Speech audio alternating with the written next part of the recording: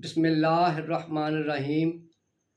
आज हम दुनिया के ग्रेट वॉरियर चंगेज़ ख़ान की ज़िंदगी के अहम पहलुओं पर और कारनामों पर बात करेंगे। चंगेज़ ख़ान 1162 में मंगोलिया के एक दरिया आनान के किनारे आबाद एक बस्ती में पैदा हुआ। इसके कबीले का नाम यक्का कबीला था और इसका बाप लीसुकाई उस कबीले का सरदार था। इसके बाप लीसुकाई भी एक जंगजू था और एक जंग में उसके बाप ने अपने दुश्मन को जब शिकस्त दे दी तो उन्हीं दिनों उसके यहाँ एक बेटे की पैदाइश हुई। इसने उस फतह से खुश होकर अपने दुश्मन के नाम पर अपने बेटे का नाम तमुचन रख दिया। यानी चंगेज़ ख़ान का जो नाम तमुचन है, जो असल नाम है, वो असल में इसके बाप के एक दुश्मन का नाम था। तो इसके बाप ने उस फतह से खुश होकर अपने बेटे का नाम जो है वो तमुचन रख दिया।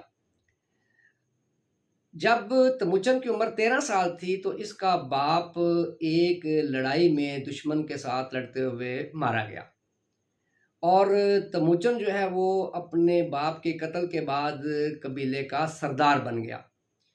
अब चूंकि इसकी उम्र अभी सिर्फ थोड़ी 13 साल थी तो इर्द गिर्द के कबाइल जो थे उन्होंने इसके कबीले पर हमले शुरू कर दिए और ज़ेर करने के लिए, ताकि इस कबीले को नुकसान पहुंचाया जाए और इनकी जो भेड़ बकरियां हैं उनको कब्जे में लिया जाए और इस कबीले को अपने अंडर कर लिया जाए।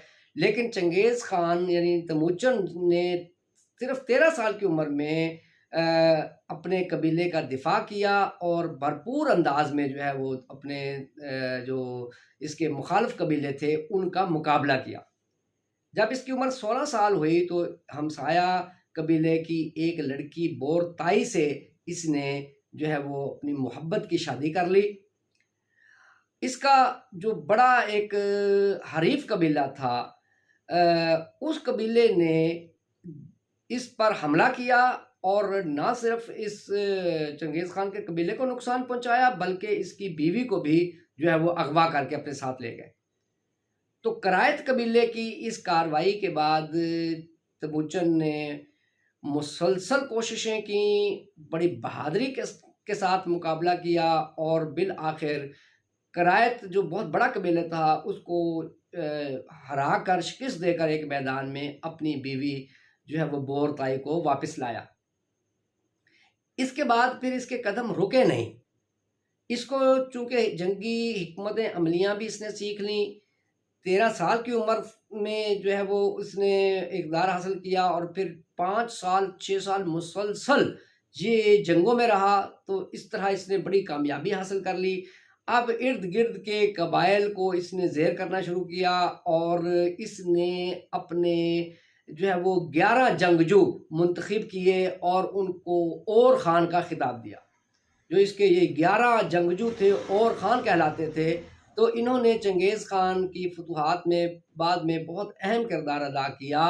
तो चंगेज़ ख़ान ने और ख़ान जो इसके 11 जर्नैल थे उनके ज़रिए तमाम इर्द गिर्द के जो छोटे कबाइल थे उनको ज़ेर कर लिया। 1206 चंगेज़ ख़ान की ज़िंदगी का एक बहुत अहम साल है। जब इसकी उम्र 44 साल हुई तो इर्द गिर्द के कबाइल जो थे वो दरिया आनान के किनारे इकट्ठे हुए और उन्होंने तमुचन को अपना सरदार मुंतखब करने का फ़ैसला किया और इसे चंगेज़ ख़ान का खिताब दिया, यानी सरदारों का सरदार, खाकान का खिताब दिया। और उसके बाद चंगेज़ ख़ान जो था उसने अपना गोबी के इलाके में जो दूसरा सबसे बड़ा कबीला था, मुखालिफ कबीला करायत, उनको भी ज़ेर करने का फ़ैसला किया। यानी उस वक़्त फिर गोबी में 2 कबीले ताकतवर कबीले थे, एक करायत, दूसरा तमुचन का कबीला यक्का और इसके जो इत्तेहादी कबीले थे। तो तमुचन जो अब चंगेज़ ख़ान बन चुका था उसने जो है वो करायत कबीले को एक बड़ी इबरतनाक शिकस्त दी और उसे फ़तह कर लिया। उसके बाद फिर चंगेज़ ख़ान ने चीन का जो इलाका था वहाँ पे खत्ता सल्तनत मौजूद थी, बहुत कदीम सल्तनत थी और बड़ी ताकतवर थी, उस पर हमले शुरू कर दिए। उसके लिए उसने दीवारें चीन को जो है उसे पार करना पड़ता था, लेकिन ये इतनी आसान जो है वो हदफ नहीं था। चंगेज़ खान को बहुत दफ़ा जो है वो नुकसान हुआ, बहुत से इसके जंगजू जो है वो इन हमलों में मारे गए। दीवारें चीन को पार करके ख़ता सल्तनत पे हमला करना आसान नहीं था, लेकिन इसने हिम्मत नहीं हारी और मुसलसल हमलों के नतीजे में बिल आखिर जो है वो इसने उसको रियासत को जो है घुटने टेकने पर मजबूर कर दिया। और चीन का जो ख़ता सल्तनत का शहनशाह था, उसने अपनी बेटी का रिश्ता भी चंगेज़ खान को देने पर आमादगी का इज़हार किया और इस खराज भी दी। तो इस तरह चीन तक का इलाका चंगेज़ खान के अंडर आ गया। उस वक़्त मुसलमानों की 3 बड़ी सल्तनतें मौजूद थीं। एक अब्बासी खिलाफत थी, जिसका दारुल हुकूमत बगदाद था। दूसरी बड़ी रियासत जो थी वो खुरासान, ईरान, वस्त एशिया और अफ़गानिस्तान के इलाकों पर मुश्तमिल थी, जिसे हम ख़वारज़म शाही रियासत कहते हैं। जलालुद्दीन ख़वारज़म शाह इसका बड़ा जो है वो हुक्मरान था।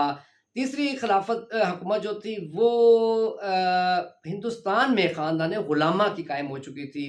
तो इन बड़ी सल्तनतों के ख़िलाफ़ जो है वो तातारियों ने, चंगेज़ खान ने हमले शुरू किए। लेकिन अफ़सोस का मुकाम है कि बगदाद की खिलाफत ने ख़वारज़म शाह रियासत का साथ देने की बजाय चंगेज़ खान को सपोर्ट फ़राहम की। यानी इस अहम मौके पर मुसलमानों का इत्तेहाद कायम ना हो सका और तातारियों ने इसका भरपूर फ़ायदा उठाया।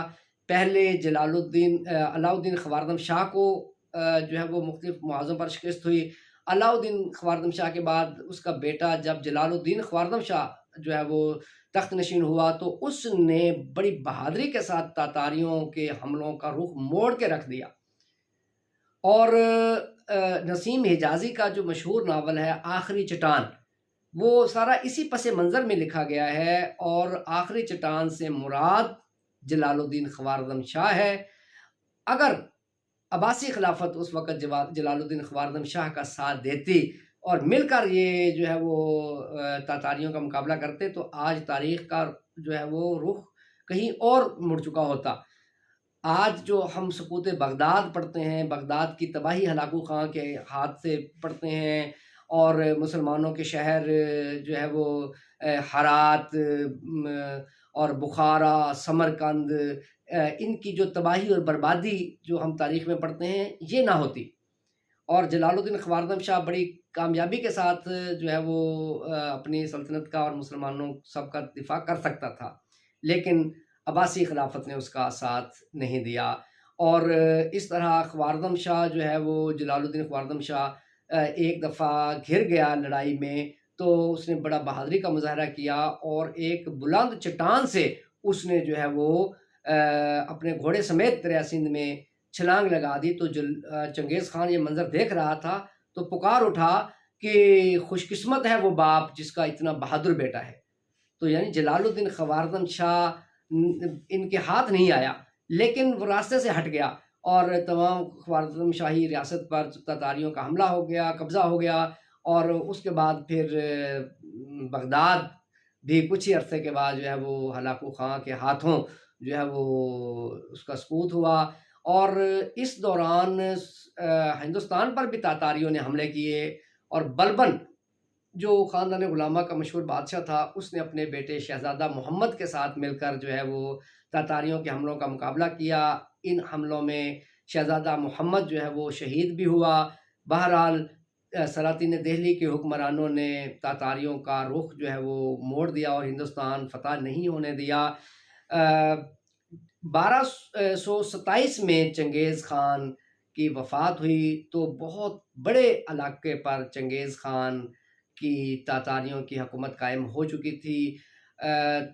चंगेज़ खान का एक सूबेदार था अलाउद्दीन मलक अता जवीनी, उसकी मशहूर किताब तारीख़ जहाँ कुशाई इस पूरे वाक़यात, तारीख़ी वाक़यात के हवाले से एक प्राइमरी सोर्स की हैसियत रखती है। और ये किताब जो है वो चंगेज़ खान के हमले और उसके मकासद और उसके असबाब इन पर भरपूर रोशनी डालती है और मुसलमानों की जो शिकस्त के असबाब हैं उनको भी उसने बयान किया है। तो आज की गुफ्तगू में हमने चंगेज़ खान की कामयाबियों और उसकी फतूहात के हवाले से बात की है। अगर आपको हमारी गुफ्तगू पसंद आई है तो हमारे चैनल को सब्सक्राइब करें, लाइक करें और कमेंट्स दें। बहुत शुक्रिया।